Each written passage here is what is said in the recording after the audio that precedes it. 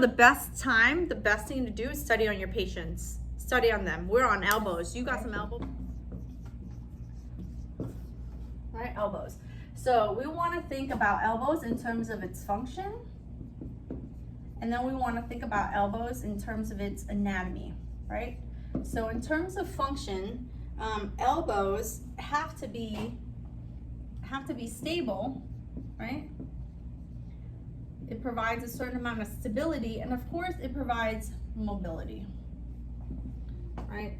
I.e. range of motion, right? So when it comes to stability, it transmits forces and allows the arm to act as a lever for lifting and carrying. So that means it has to be stable in order to be able to take the forces. So always think about your elbow. Your elbow doesn't always just is placed here by your side. Majority of the time, in order to take on the forces that's applied to the elbow, it usually is in an extended position. And so it has to be stable in order to take on the forces. Your elbow allows supination and pronation, and allows flexion and extension. To understand functional motion for flexion and extension is, and I normally write it like this, 30 to 130. So this is extension and then this is flexion, all right?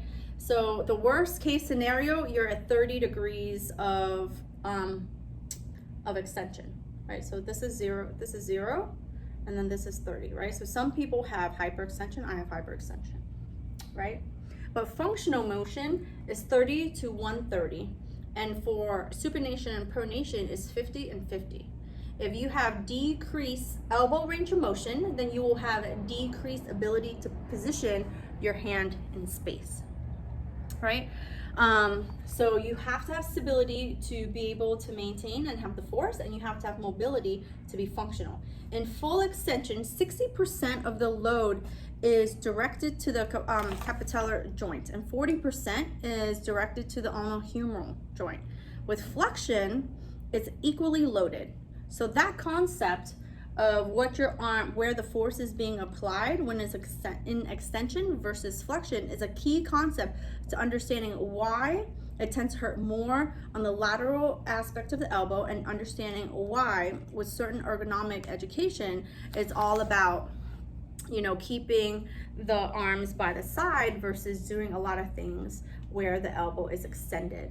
Repeat the forces again. So in full extension, 60% of the load is redirected to the capitellar joint, and 40% is ulnohumeral with flexion.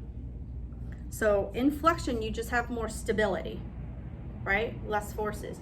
In extension, it puts a lot more force onto the joint. So that's really the key concept that you just want to think about. It's not just a hinge joint, but rather it has an angle to it. So when we talk about elbow, it has a valgus and a varus to it. So it's that carrying angle that you have. So when your arm is by your side, you have that little angle outward, right? So that's another key concept that we'll go over. The laxity over the arc of flexion extension is about 3 to 4 degrees. Forearm rotation happens through its axis, oblique line. So if we're drawing out the elbow, right? So here's your humerus, right? And then, what is it? Here is your ulna, and then here is your, let me see. I always draw it not as well. So here is your, as well as I did on my paper. So here is your DRUJ, right? And then here is your humerus. So this spot right here is your PRUJ. So there's a dotted line that comes down the arm,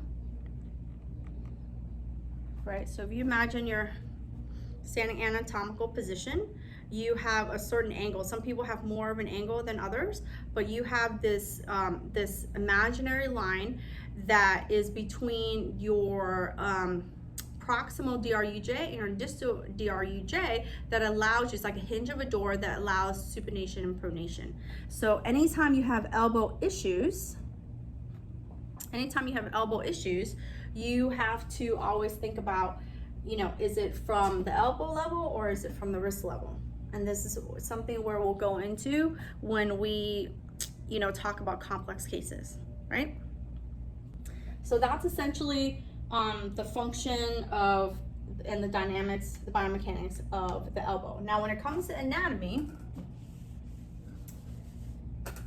we're going to talk about it in terms of bones, ligaments, muscles / tendon, and then nerves, right? So we start talking about what happens to an elbow. We can talk about bones. So bones are going to be your fractures.